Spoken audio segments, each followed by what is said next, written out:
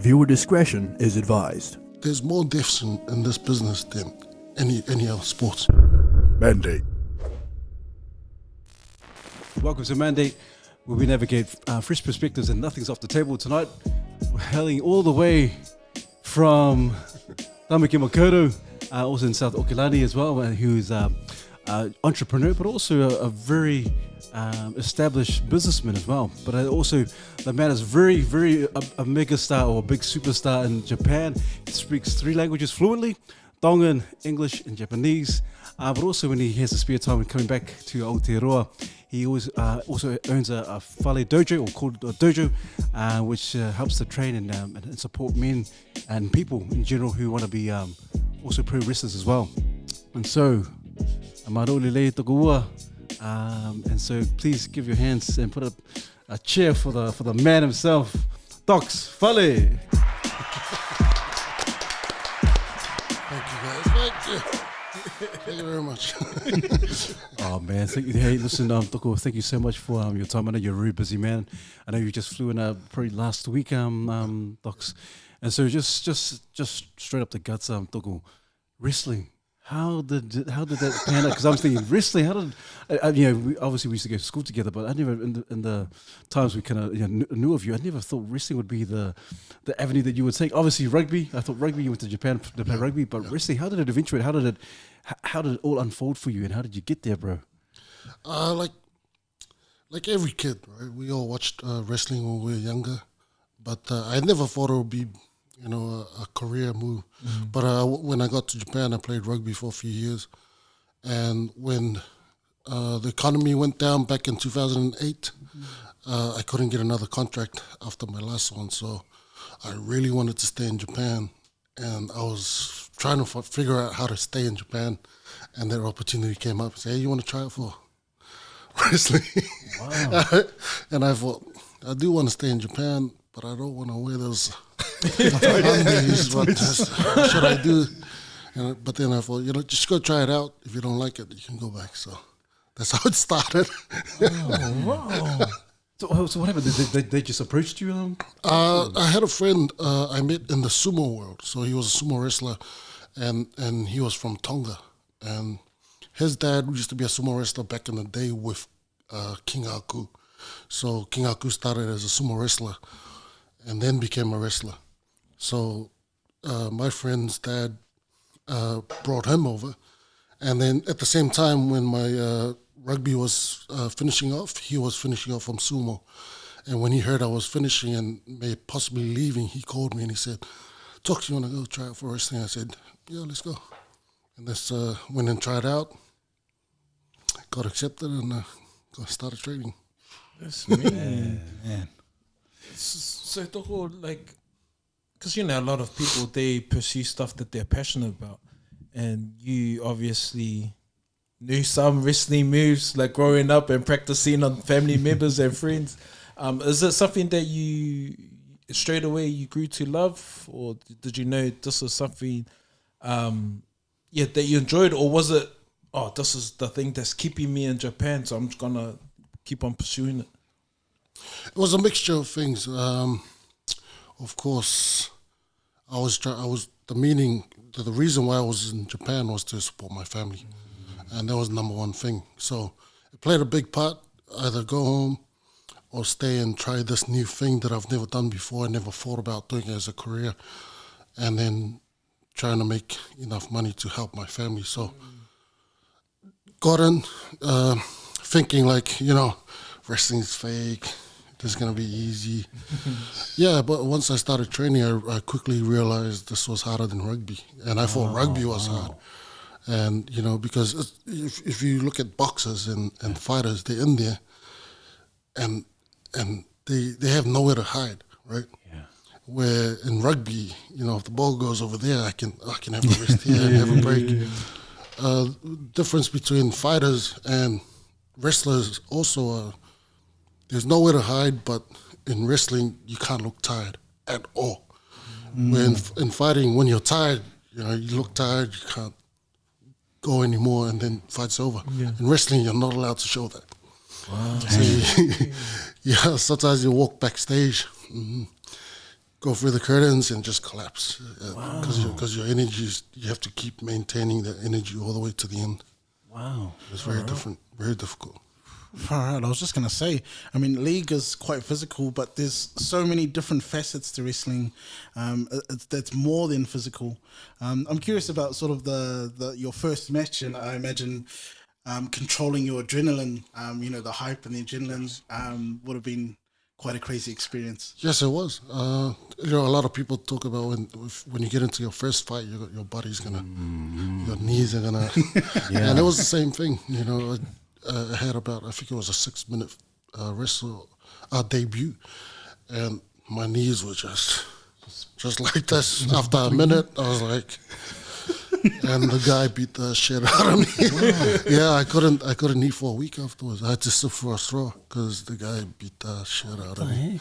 And a big thing about it was they were teaching me whether this is what I wanted or not, because everybody thinks it's fake, but there's more deaths in this business than any other sports. Because broken necks, a lot of guys die accidentally. The lifestyle is very fast.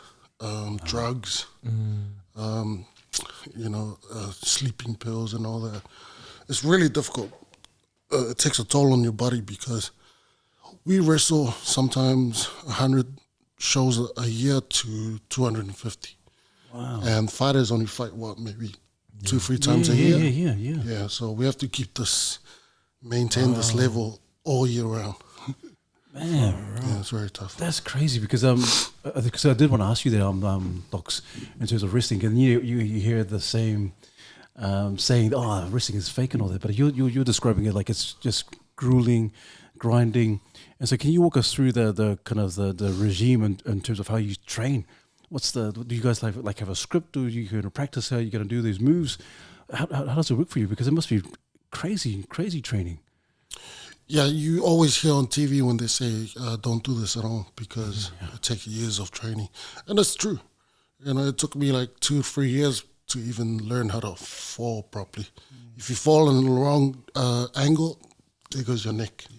You could break a rib. You could break your back. So the training, they really teach you. The difference with Japanese wrestling and American wrestling is in Japan, they teach you how to be real fighters first. Oh, wow. Like they teach you how to box. They teach you how to wrestle, how to kickbox first, before they even teach you how to do the professional wrestling side of things. Where in America, they hardly do that. They'll just put you straight into a wrestling match or something without knowing how to fight.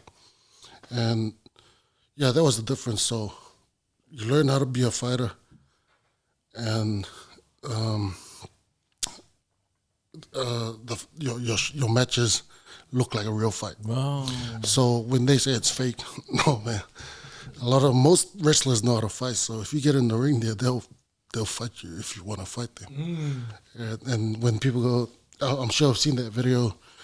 They asked one guy, the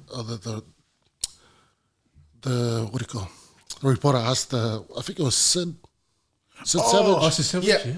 They asked him, is wrestling fake? And he smacked him over the head. Yeah, wow. Is that fake? Yeah, is that fake? And he was pissed. Oh, man. And when he smacked him, of course it looked brutal, but that's how they actually do it in the ring. Like, you actually slap people, or you punch people, or you kick them. It's real. That's so true, though. I remember for the first time seeing Shinsuke Nakamura in the WWE, and I was like, man, this guy's brutal. He's like throwing out the kicks, the strikes real bad. And then it sort of led me to New Japan and seeing the wrestling styles were way different. It was almost like they're MMA fighters and they were able to throw up submissions and all sorts. So it was real interesting. So yeah, fascinating. Shinsuke used to be a K1 fighter too.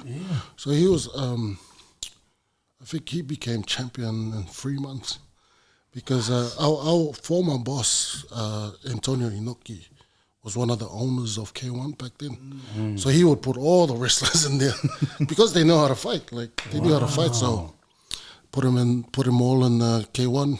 And Shinsuke was really good. He started winning fights and stuff, so he became champion straight away because he was a legit fighter. Yeah.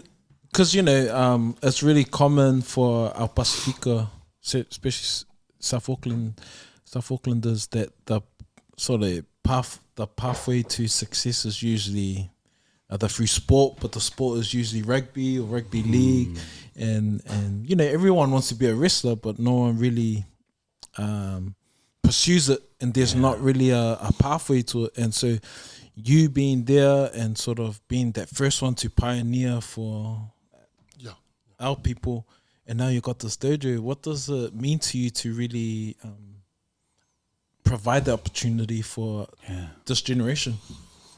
The main reason why I put it here was to give out people opportunities like this, because I went through it. I got to Japan, got into wrestling, and then I thought, man, if I had this back then, I wouldn't have taken the rugby route. Right? So that's why one of the reasons I put it out here. And I had a lot of people tell me, even my own company and stuff, put in Australia, there's a lot more people there. And I said, nah, I'm going to put it where I want to put it. Right? And at the same time, it was they were against it. But I fought for it and got the affiliation. So I got affiliation, so I had to do it on my own, become an affiliation, and then keep pushing, and then became part of. So they actually formally made us part of the company over there. Wow. So it took years, and a lot of times you have to do things on your own, and I want to. That's one of the main things I want to teach. A lot of the kids who come through is you're gonna get no's a lot of times. It's no. All you have to do is say thank you and go around.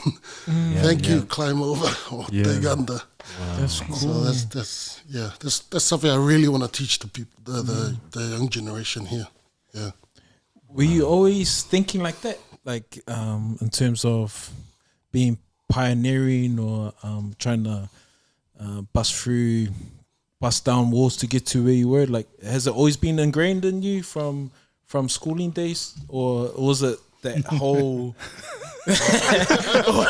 Or was it instilled in you? Was it instilled in you by like from a certain school?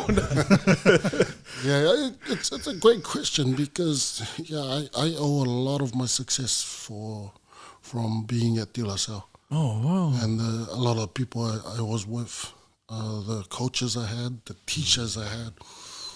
And, coming from a poor family, I had to hustle. and the entrepreneurship side of me started there. Wow. And back then, stationery was very expensive. Uniforms were expensive. I don't know about now, but I figured out a way to survive through high school. And a friend of mine, so I can talk about it now, but I'm not going to name names. I just did. Betsy Wilson. One of the ways I survived was a friend of mine would go steal the stuff, and I partnered up with him, and I would sell at a half price to all the students. And, we were making money. We were the guys sitting at the back. And then these days, most of the guys used to sit in the front asking us for advice on business and all that. So and that was pretty cool. So it was cool. No, I was going, did you work at the tuck shop? But there was another guy who was hustling. That's cool. Also, Toko, you talk about mentality, I think, early on before the cameras were on. And so you said you had to kind of change your mentality, because you said it, you're an entrepreneur, you're a businessman, but also a wrestler, a pro wrestler. So how did you have to, like you said something in terms of, I had to learn how to change it. I had to change it for the betterment of my family and for yourself. How did you do it? Because I think the men would like to know, how did you do that? Yeah. I think this is something that I wish somebody had taught me in high school. And the lesson of failing. Yeah. Right. You go for school, you fail a test. Oh, blah, blah, blah, blah. Parents, no good. Well, I learned maybe 6 or 7 years ago, failure is, the more you fail, the better you're going to get. Wow. So whatever you're doing, if you fail, you can build on it. You learn from it. Then you go do something else or do the same thing, but in a different way. And I learned that because of there's a guy named Earl Nightingale. If you guys have heard of him, he was one of the pioneers of positive thinking and lifestyle change and all that. And you may have heard of Tony Robbins. And, yeah. So he was one of the originals, and all these guys now used to study this guy. And there was a chance. It was just a chance YouTube video that came up on my page, and up until this point, I would complain about everything. I would complain about my contracts. I would complain about my flights or everything. I would complain. And I was sitting in a small hotel in Tokyo, waiting for the next bus ride. And I was watching something on YouTube, and it had the video. It said 19 minutes that'll change your life. And I saw that, and I thought, you know what, I'll check it. Earl Nightingale. Clicked on it. 19 minutes. Just blew my mind. Nice. And a lot of the things he talked about was be grateful about what you have. Stop complaining. Because the second you stop complaining, everything's going to come their way. And it all has to do with negative thinking, positive thinking, energy. So what I did was, from that point on, I watched that video over and over and over. And every time I watched it, I heard something different. And he said so in the video. He said, next time you come and watch this, you're going to hear something different. So I went over and over and over. And from that point onwards, I stopped complaining. Wow. And the second I stopped complaining, my contract, man, my income rose so much in 1 year. And a lot of things around me started to happen. Wow. The company started to trust me more and do stuff like opening up the school and doing tours, that kind of stuff. Mentor, you change what's up here, and everything happens. Everything changes. You think about negative stuff, everything's going to be negative. The negative things you're going to attract negativity. Wow. If you think about positivity all the time, same thing's going to happen. Wow. That's crazy. powerful. That's I good. 100% agree. You're right. Oh, Nightingale was before his time. You're looking in the 1950s. Yes. And so, man, just an amazing man. But it's funny you mentioned that, Toks, because I was talking about it with my wife yesterday about negativity, and we can get stuck and dwell in the negative for so long versus the positive. And it's hard. And they said research says that it's hard for us to switch the negativity into a positive, whereas it's harder for us to be positive than negative. Yes. But the negativity can just stay there for ages. So, bro, that's so cool, man. So there's the saying of a whole community can lift you up, but one negative person can bring you down. Wow. That's true. It's so true. So true. Yeah, and it's true. It's harder to be positive because the world is so negative. And one thing I usually teach my students or my clients is, because I go through it all the time. When I wake up in the morning, I have negative thoughts all the time. But the one thing that switches that around is just getting up and going for a walk. That's it. Because when you start walking, you're going to enjoy the view, you're going to smell the fresh air, and it changes something up here. And usually it's a dopamine. You know, everybody gets that dopamine rush. For me, every morning I have to have my walk. It's the one thing that I can depend on to change what's up here. That's cool. So in the morning, if I change what's up here first, the rest of my day is all good. And this is something I realized too. I went to America in 2012, and I trained there for a year with Tony there. And I saw the Americans. A lot of the successful people there get up at 4 a.m. and train. Wow. They'll do training for an hour, 1 or 2 hours, and then they go to work. And I always thought, like, before that, I used to think, man, these guys, why do they do that? Just sleep and wake up and go to work. You know, you're wasting your energy and stuff. And now I understand. Because they have to get their mindset at the right vibration to go out and make money, you know. True. Yeah. Wow, man. Gotta get up now. Get up. That's cool. And I was going to ask about, like you sort of mentioned being in America for a year, and with your travel over to Japan, there must be some interesting like comparisons or lessons that you pull from different cultures. So I imagine I'm curious about some of those lessons you've pulled, especially from Japanese culture, where we only know so much of it through what we see in media, unless you've been there before and lived there for a period. But I'm curious about that comparison between Polynesian culture, New Zealand culture even, and then Japanese culture, some of those sort of cross-cultural lessons. Yeah, it's very difficult to, coming from a culture where you're so humble, you have to be quiet all the time. You know, in Japan, it kind of matches because they're similar to what we are, like the discipline, the elder, you respect your elders and all that stuff. But, going to somewhere like America where everybody's loud and on your face and stuff, so it's hard for an islander to keep quiet when somebody's in your face all the time. So you got to learn how to communicate with everybody because people from England are different. Europeans and the Asians are very different. So I've had to learn throughout the years how to speak in a way where everybody understands. So when I'm here, a lot of people will say, "Oh, did you grow up in America?" Or when I'm somewhere else, they say, "Oh, are you Indian?" Oh, because in Japan, there's so many different cultures there. You have to speak a certain way that they all understand you. Yeah. And I don't see it, but a lot of people around me say, "Oh, your accent is like that. Your accent's like that," and it's because of the different cultures. And I have to relate to everybody like that. Yeah. Oh, cool. Wow. Oh man. So how was it in the States? Like, how did you have to find yourself? You find yourself kind of being kind of quite loud and out there. You have to put yourself forward. I learned how to speak up more. Yeah. And there was a big part of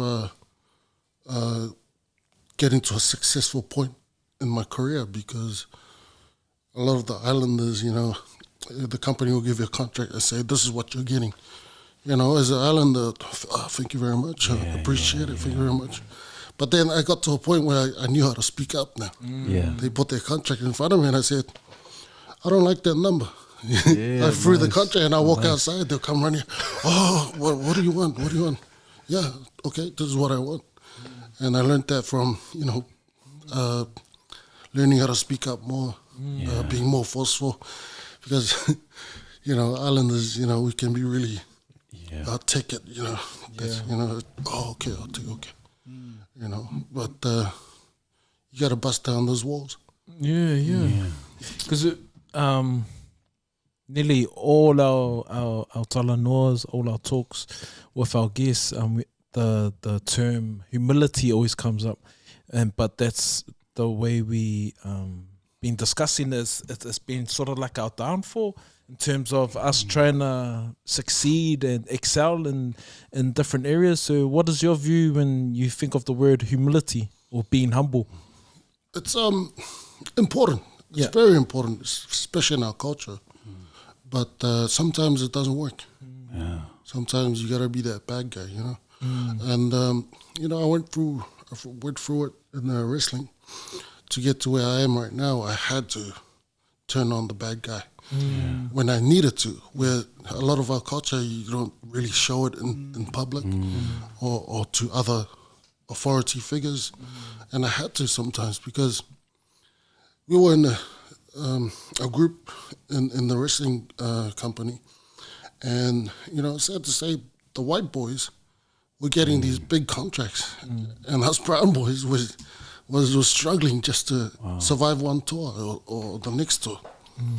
And same thing, found Earl Nightingale, learn how to change my mindset, learn how to communicate properly more. And whenever there was a negotiation, I spoke up when I needed to. Wow. Yeah, and I got to the point where the company turned around and said, "What do you want?" Nice, Yeah. nice. And when they did that, then I said, "Okay, this is what I want. If you want to keep me, this is what I want." And then it just went from there. So you got to be humble most time Yeah. until you need to be that savage. Yeah. That we all are. Yeah. When we need to. That's awesome. Because, I think you've mentioned it before in terms of the schedule of a wrestler. It's intense. It's you guys you average 100 or so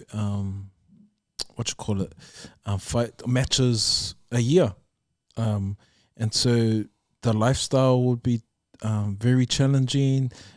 You're different because you have to travel back to NZ and you got a gym to sort of run. How tough is that on you, and how do you stay grounded, and how do you stay away from a lot of the stuff that other people take to stay awake?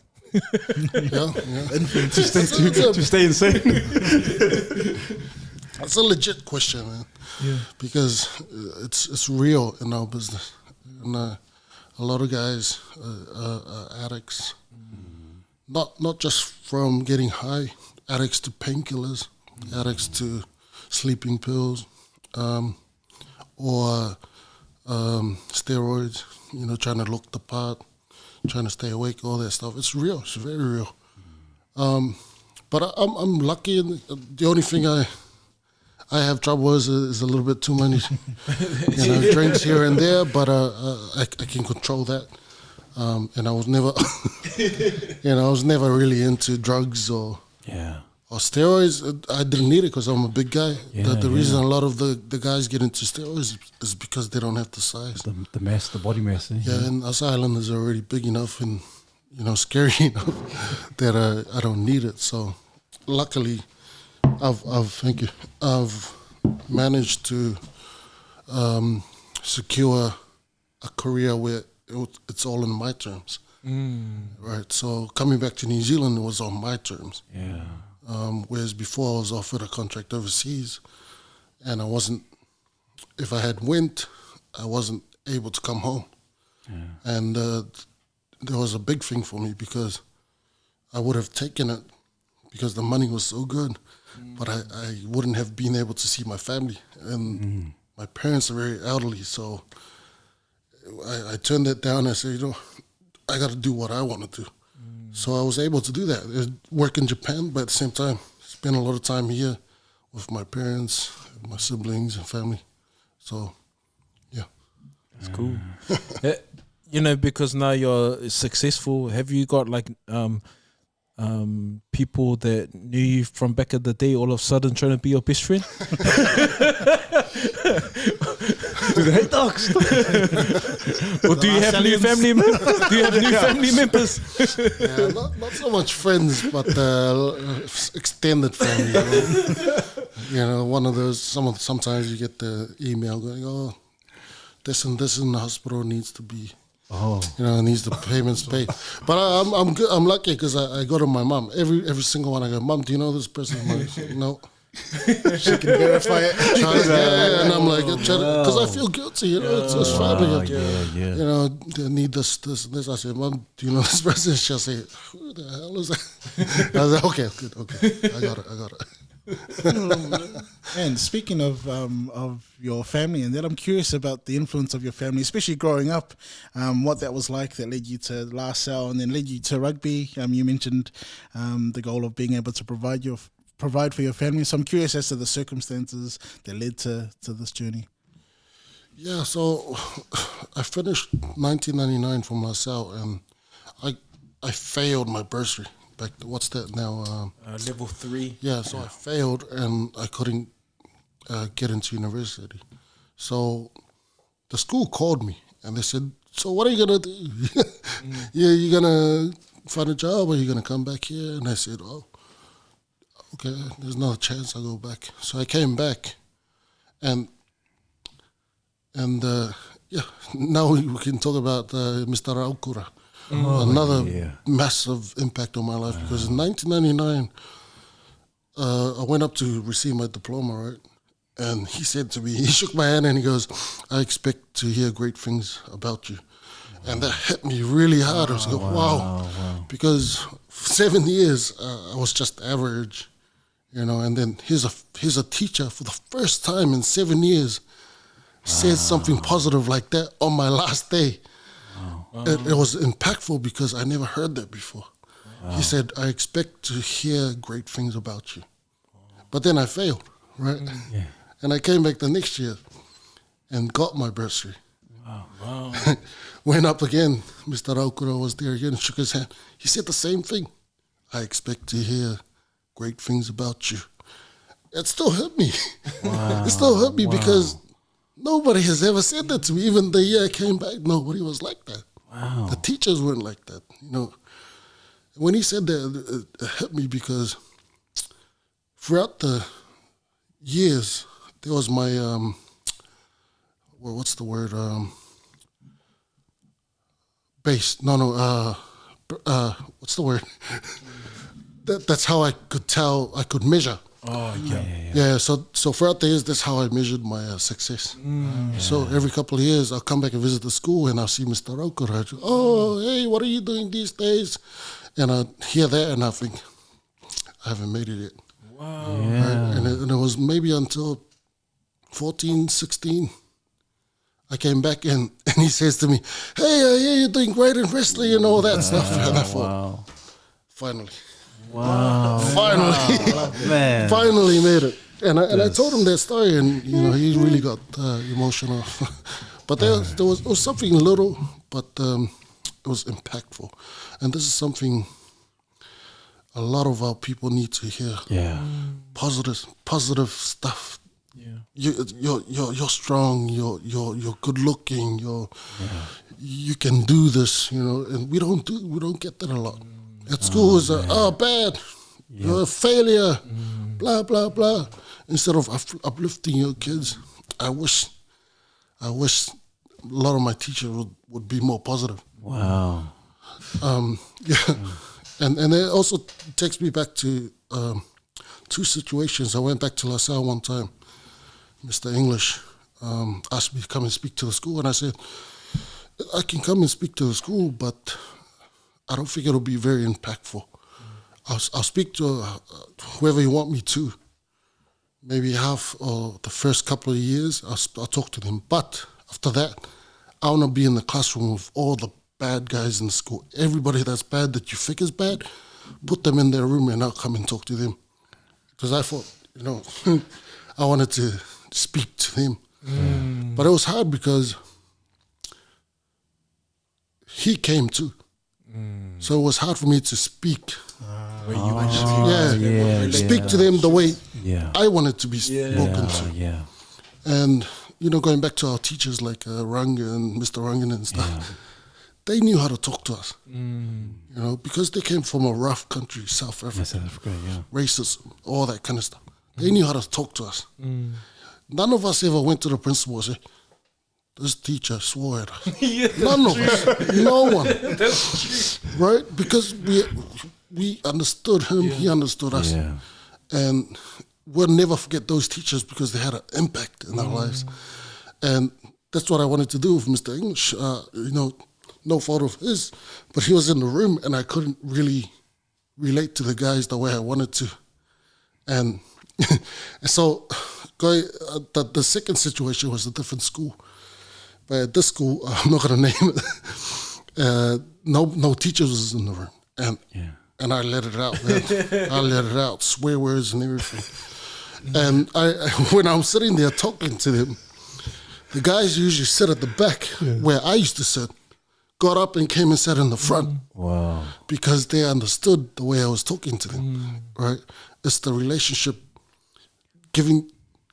talking to them in a way that they understand that they can succeed.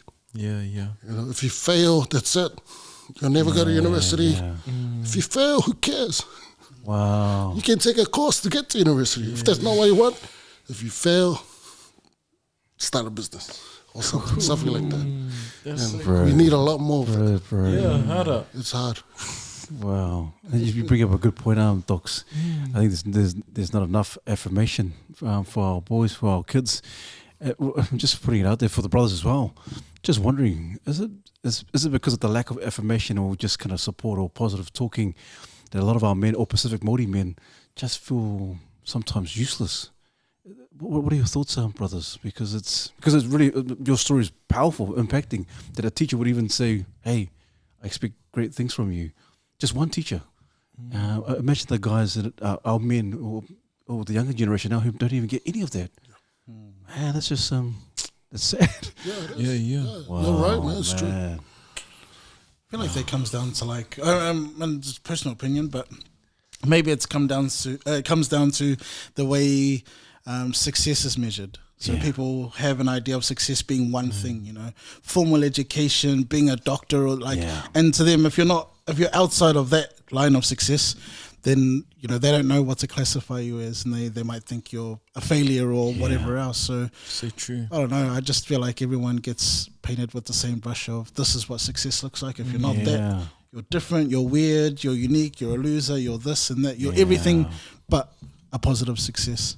And I think I'd like to think that it's changed, but at the same time, I'm not sure if it has. So I agree. I 100% agree. Jay, just what you're sharing, Toks, and I think like you're saying, Jay, people just measure success in just this is the one category. You're successful because you're a doctor, you're a lawyer now. Anything outside of that is it's just classed as loser. But like you said, Toks, if you don't pass this way, then there's always another way. There's other avenues. You jump over, under, whatever. There's courses here and there, and you can still be a success because you are a living, breathing testament of a successful Tongan man, a Pacific, who's doing some amazing things. And said, bro, when I heard about your success in Japan wrestling, intercontinental champion, tag team champion, open weight champion. I said, bro, what's going on here? So I told myself, hey, look at this. Who's this guy? That's my cousin. That's my cousin. That's my brother. but it enables our men to say, wow, if he can do it, if Toks can do it, bro, I can do it. And so, bro, just crazy. Sorry, going back to what you just said, it's I don't know why they won't change. Like what I hear a lot now is the system is outdated. Yeah. Everybody's going to school to be a worker, whereas these days there's the entrepreneur world has blown up, right? But nobody's teaching the kids how to be entrepreneurs. Yeah. I found this out the hard way in my 30s. I wish I had learned this back in high school. Somebody teach me, hey, start a business. I'll give you, here's $100. Yeah. Next week, how much can you grow it? Go out and experience, fail. If you lose it, it's good. If you double it, that's great. Yeah. But those type of education is not around. So it's outdated. Wow. I had a talk at a school one time, and one of the teachers asked me a question. What do you want to tell kids who don't want to come to school? Truly, I would have said, good. Don't go. If it's not for you, don't come to school. But then, I'm at the school and I had to stay in school, kids. You have to do a speech. Because they asked me to come and talk to the kids who are there and stuff, and plus parents find it hard to look after the kids when they're working and stuff. But when they asked me that question in my head, I'm going, maybe school's not for that kid. That kid might be better at going hammering a nail somewhere. Right? That the system is fraud right now. It's flawed. Man, isn't that interesting that they would ask you to a school to speak to these students, but with the expectation that your message aligns with what they want to say. Wow. Crazy. That's awesome. Because you're a wrestler, and like going back to the whole idea of like, because our parents were like that as well in terms of boxing us in and what success looks like. Yeah. I want you to be a lawyer. I want you to be an accountant. What was it like when you told your family that you're not doing being a wrestler? Here's the funny thing: I didn't tell them. Oh. Yeah. So when I finished from rugby for a whole year, I was training, and they still thought I was playing rugby. So when they called me in Japan, how's rugby going? Oh, it's going good. It's great. Yeah. Until I debuted, and then they saw a video somewhere, and they're like, "Son, come home." Yeah. I remember my dad saying, "Come home and be a policeman. You make good money as a policeman." And I asked him, "Give me 1 year. Just give me 1 year." Yeah. And then 1-2 years later, they're flying everywhere. No more bills. New house. Yeah. Wow. And I'd ask him sometimes, hey, what if I had come back and be a policeman? Yeah.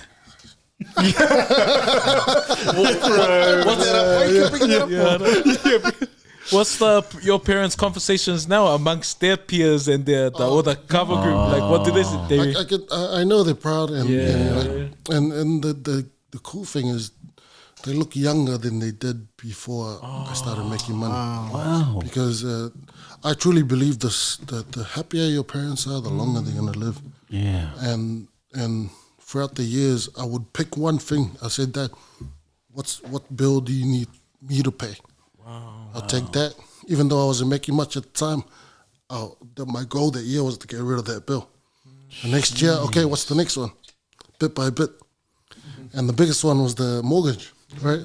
And once I got rid of the mortgage, I took it off him. I bought the house off him. Now it's my mortgage, right? Oh, they look younger than my older brothers and sisters, yeah. Wow. So That's crazy, that's a powerful Toko. Oh, testimony. man, Toko, that's so good.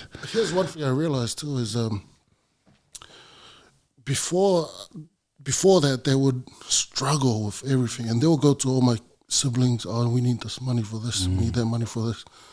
Once I took over to pay everything for them, my siblings started to thrive. Wow. Right, and now last 2 years I kind of take a step back because now my siblings are making money. They're the ones taking over. Oh, Dad, what do you need? Mom, what do you need? Wow. Taking them out for holidays and weekends away. And I feel like it's hard for us Islanders when we grow up at a disadvantage. It's a cultural thing. If my son gets a good job, we can relax and he pays everything. No. We need to learn how to be successful at the same time, help our kids to be successful. Wow. Because when they make money, then they can help you. It's not easy to ask them for money when they don't have any. Wow. Right?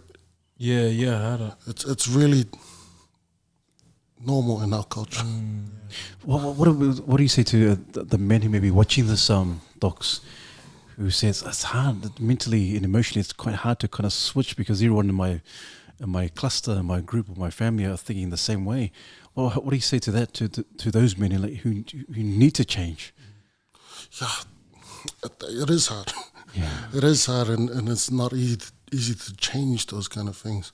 But it's not just one person. Yeah, everybody else has to change too. Wow. Right? You can't do it on your own. You can't. Wow. Like my siblings struggled while I was over in Japan struggling to make it. My siblings were doing all the, they weren't making money, but they were supporting mom and dad and everything, right? And then when I took over, it gave them a chance to make a life. But now everyone's chipping in. Wow. Because everybody had a chance to go and make something of themselves, make some money, and then come back and help mom and dad. But yeah, it's not easy to do it on your own. Everybody around you has to chip in. Love that, man. That's powerful. This is good for our people, and especially for us here on the table. It's a some of the stuff that you're saying, in terms of, because you felt that you couldn't tell your family that you're doing wrestling, and even when you did tell them, it was still hard because it's not the norm. Yes. And so, what is your encouragement for those who are in a similar situation? Was like, oh man, I want to pursue this, but everyone else is telling me I shouldn't. It's difficult with our culture, right? It's disrespectful to not do what your parents tell you. Yeah. But you know, maybe you can try and do what I did. Was they didn't know about it, so I went and did it anyway. Yeah. And then I proved it to them that it worked. So that's a hard one, especially with our culture, to not listen to what your parents tell you. But sometimes, you know, they don't understand today's world, and some of our younger guys and some of us need to go and do what we need to be able to support later on. Wow. Because I can imagine, Toks. Imagine if you did listen to your dad. I can imagine you'd be quite miserable because you didn't pursue what you wanted to do, your dream, your goal. I think the danger for a lot of our men, or Pacifica and Māori men, that we end up following other people's dreams, our parents' dreams, instead of fulfilling our dreams. Yes. And it's sad that the opportunity is gone because we're doing someone else's footsteps. And so imagine the opportunities that a lot of our men may have lost. And so for those who are listening, man, follow your dreams, hey, Toks. Man, that's so true. The one advice I'd say about that is it's never too late. Like a lot of people get to their 40s, 50s, and they think it's too late. No, man. You know, the Colonel is discovered, KFC when he was, 60-something? That's right, the Colonel. Yeah. The Colonel. Everyone's favorite. The Colonel's my uncle, the Colonel. Yeah. So it's never too late, man. If you have a dream, go after it. A lot of people have done it. Having a bunch of kids and having a bunch of bills, and they still did it. A lot of people do it. Single moms have done it. Single fathers have done it. So it's never too late. Never too late. What I love about what you're doing and setting up this dojo is that it's providing like a new opportunity or new pathway for guys like us that, man, grew up on wrestling. Bro. Our parents will go, "What are you doing? You're never going to be a wrestler." Have you seen like a influx of people pursuing it or coming to the dojo? Yes. This is the funny thing is I put it here to open up to the community, right? But most of our students come from America, Europe, Asia. Yeah, we had one Japanese boy come spend 6 months here just to get back to Japan, and he got a contract. Wow. Yeah, we've got a German kid who stayed with us for a year. He just flew into Japan yesterday. So he's going into the dojo tomorrow, so they're going to sign him. So my friend here just got in from America. From Kentucky. From Kentucky, yeah. So the reason being is because what you were saying, it's not seen as a career. It's it's what you see on TV, and it's regarded as fake. But what our people don't fail to see is this business can make more money than any rugby player. There's the opportunities are way different. There's acting involved with it. There's a lot of different things involved with it, and slowly getting there. Because recently we've had two Samoan guys do the last intake, and we had a show last week, and these two guys just killed the whole place. Everybody loved them, man. The way they, but the thing is, it's I don't know why they can't get their heads around it, because we're naturally islanders are entertainers, right? We get on stage, the charisma and the performance is so good, but then you put that in the ring, oh, that's stupid. Oh, that's not real job. I don't get that. Like it's the same thing. You're making money dancing on the stage. It's the same thing in the ring, but I think the mentality has been stereotyped. Yeah. So, but I'm trying to change that. Yeah, that's good, man. And it's cool that you're visible and you're getting a lot of attention. And man, and you're a South Auckland Pacifica boy that went last out, and you know what last Sunday was like, Went to last. That's the biggest thing you ever came coming from last out. Oh man, we're really proud of you. So just thank you for really paving the way. I know it's not easy, especially just how we grow up and everyone like can easily like devalue your dream and bring down your dreams just because it's unusual, and there might be like a sense of envy there as well. Like, oh, I don't want him to reach because that could have been me, or there's a little bit of jealousy, but you've pushed through, like, and what we've got out of it is, one, it's the love of your family, that really changed the mindset, and then just changing that negativity into positivity. So, man, I've been blessed, man. I really wanna. I'm not gonna go home and wrestle. Just You would be a wrestler, though. nah, just nighttime wrestling.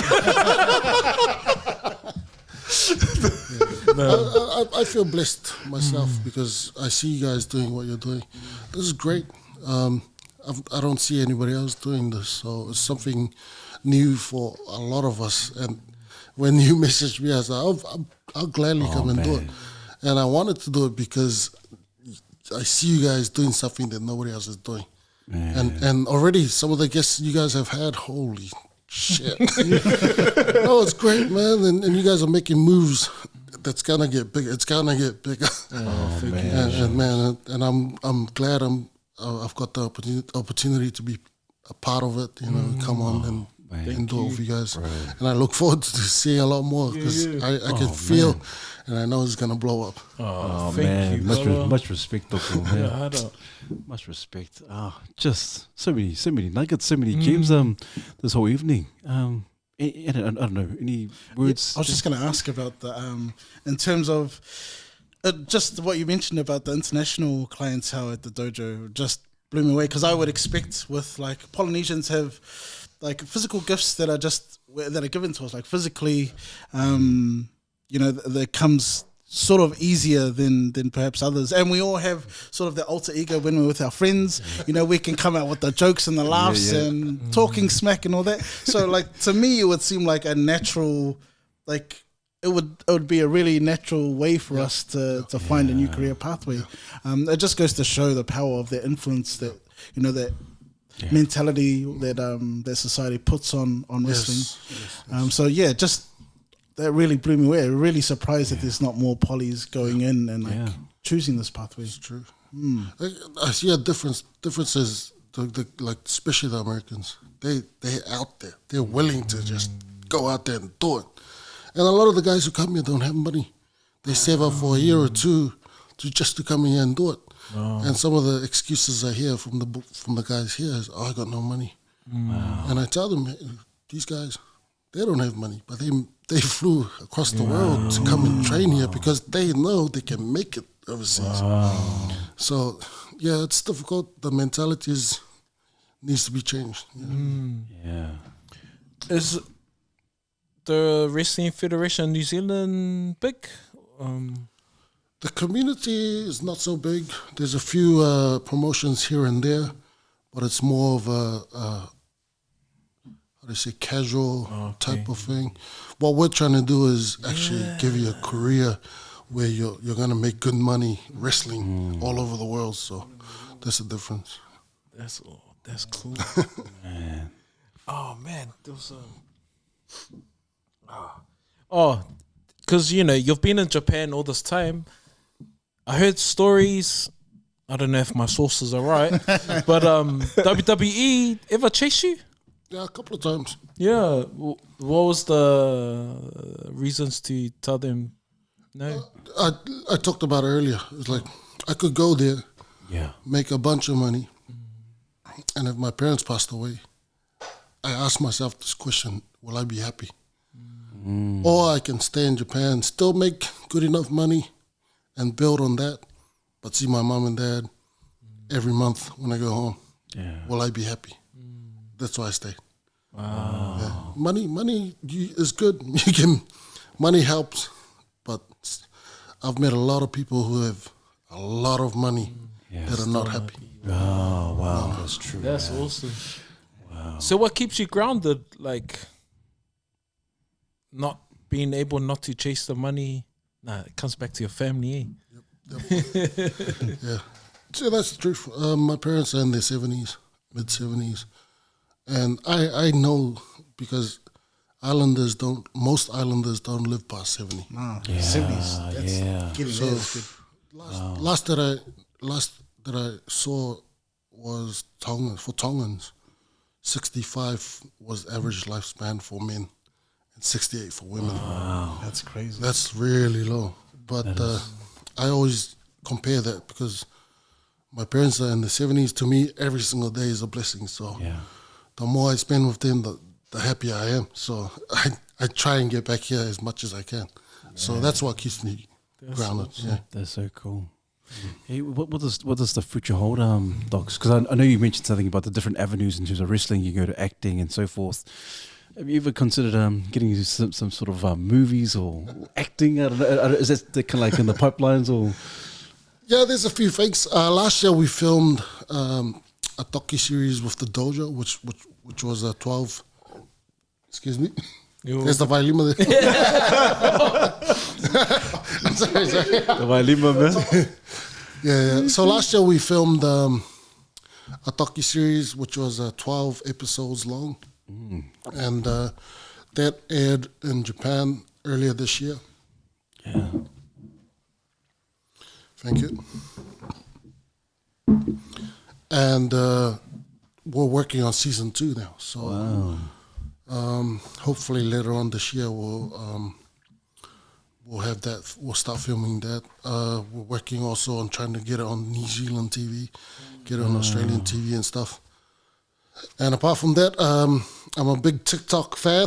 Oh, yeah. And last year TikTok teamed up with TVNZ, and they were giving out funding to five different TikTokers or groups, and 3 of them in Australia won it, and 2 of us from New Zealand won it. So I'm working with the same crew I did the docu-series with, and we'll be filming that next month when I get back, and that's called the Tongan Rogue General and the 13 Chambers of South Auckland.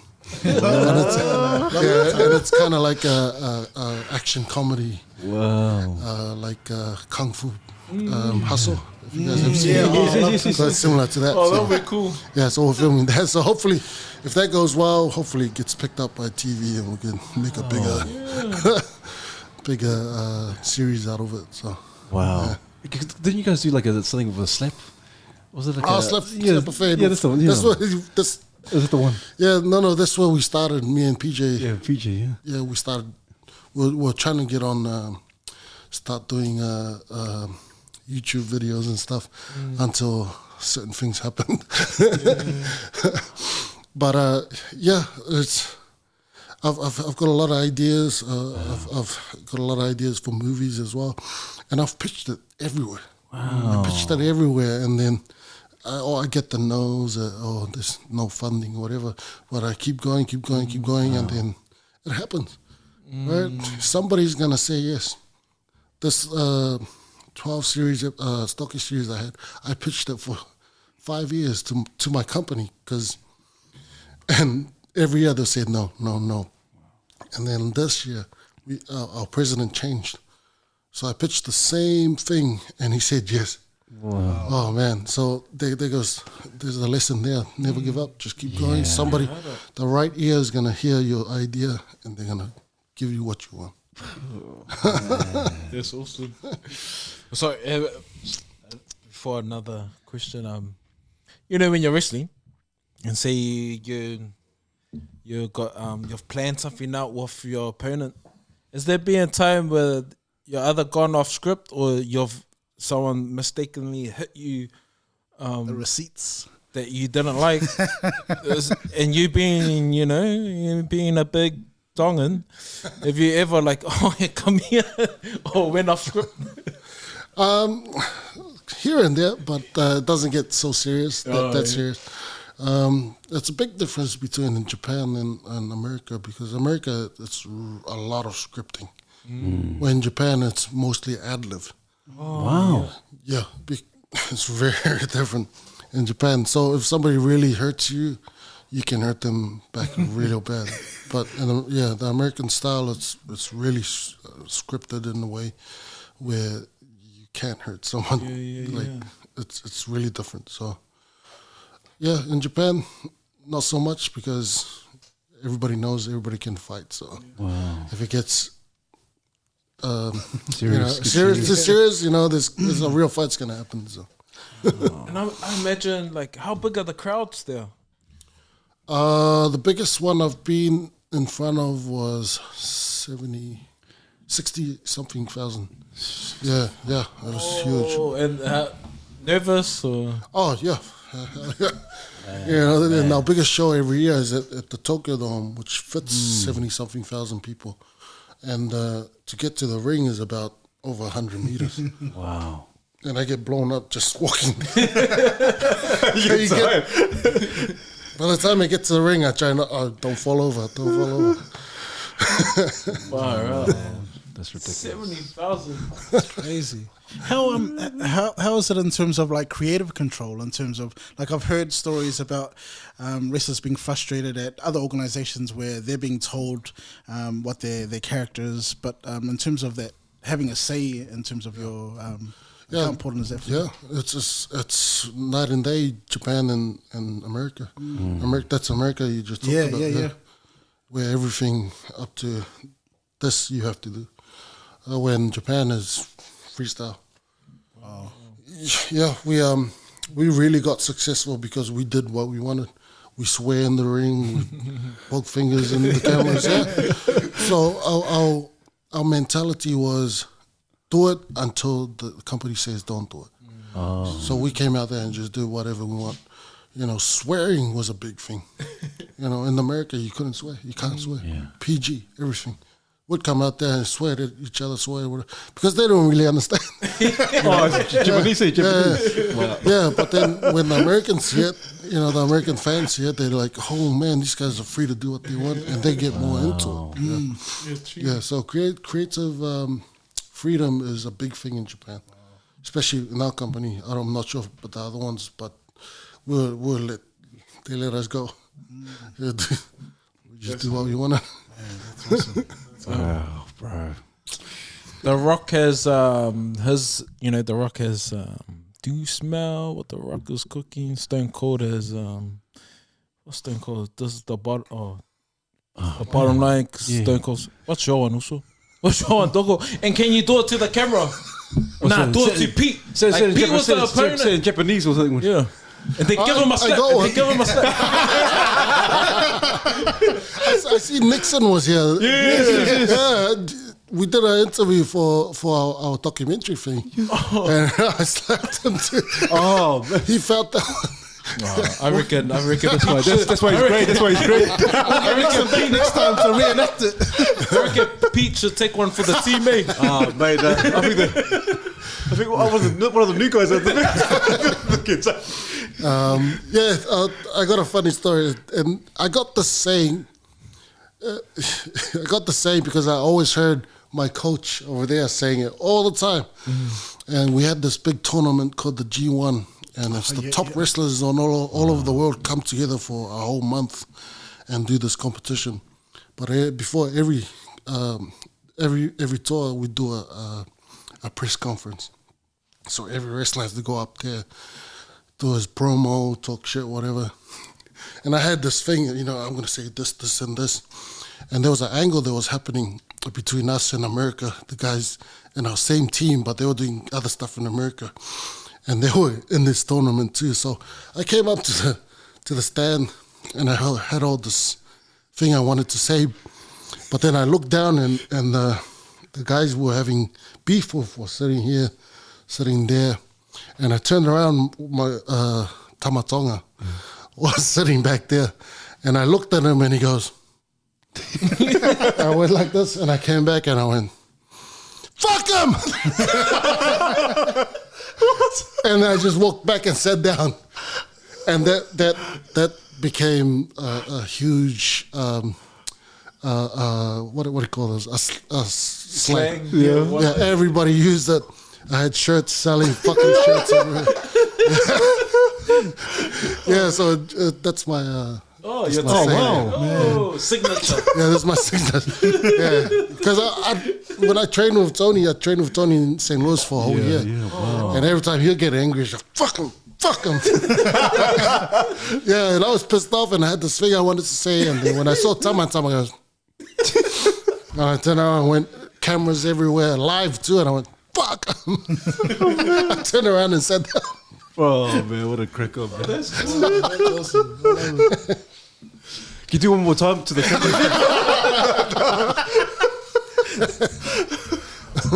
Oh, hey, Doko, I know we're conscious of time as well, and your time. I know you're a very busy man. But Doko, thank you so much for tonight, Docs. Just so many gems, and just sharing just some of your life experience thus far. Doko, so proud of you and what you're doing. Obviously, your family are proud of you, but we're just as proud of you as well. And obviously, from South Okilani, Tamaki Makuru, Doko, just all the best. Continue to do the amazing work that you do and your team, and all the best for your endeavours in 2022. And you, like you said, you mentioned you might be in some of those movies. So I'm hoping we see you on the bright lights and on some of the big cinemas out there also. So, thank you so much. Brothers. Yeah, just from me, like, just meeting you, man, you perform in front of 70,000 of people, but just meeting you, even off camera, just how humble you are. Yeah.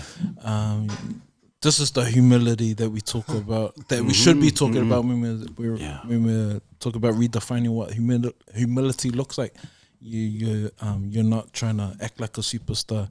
Even though you're our superstar, treat us with respect and love, and some of the talanoa and some of the values that have come up through your conversation really resonates and encourages us to really, our family should be our rock, and just some of the striving factors, like don't give up, fail forward. If I know who's in front of you, go around, go under, go over. And so I will take away a lot of that. And I know a lot of our viewers and our men will be really encouraged. So thank you, Toko. All the best for your future endeavours. And just because when you win, we all win. Yeah, bless you, brother. Thank you very much. Shot, bro. I just wanted to say, similar, like just getting used to hearing no and not turning around and going back, but finding a way around it was something that stuck up. But also, as someone who's studying teaching, I'm in my final year, just hearing the stories of those teachers that had an impact is like, that really touches my heart, because that's sort of the legacy and the impact I want to have on the future generation. So I love that you're giving back to the upcoming generation and sharing that knowledge and opening a whole career pathway. Like that ain't easy. So just big ups to you. Also for giving back to the community in the way that only you can. So thank you. Oh, thank you. Mahalo. Hey, Docs, just before we give you the last word, every guest that comes on, we always give them a gift, and we've done a bit of a sketch, a caricature of you. Doko, this is for you on behalf of the Mandate team. This is for you. Doko. Oh man, we got are my arms the right size. So man, we're really blessed. Doko. Oh man, thank you so much. No, thank you so much. And hey, please, some last words of encouragement for our men. Just remember, if there's something you really want to do and nobody wants to help you do it, just go out there and do it. If they tell you no, just go and do it, because only you can decide if you can do it or not. And also, there is greatness within you. Amen. Malo, lava Toko. Hey guys, please don't forget to like and subscribe, and also comment. Please share your comments. What a great night tonight. And we have a mantra, Docs, and the mantra is refine, unlock, take charge. Mandate.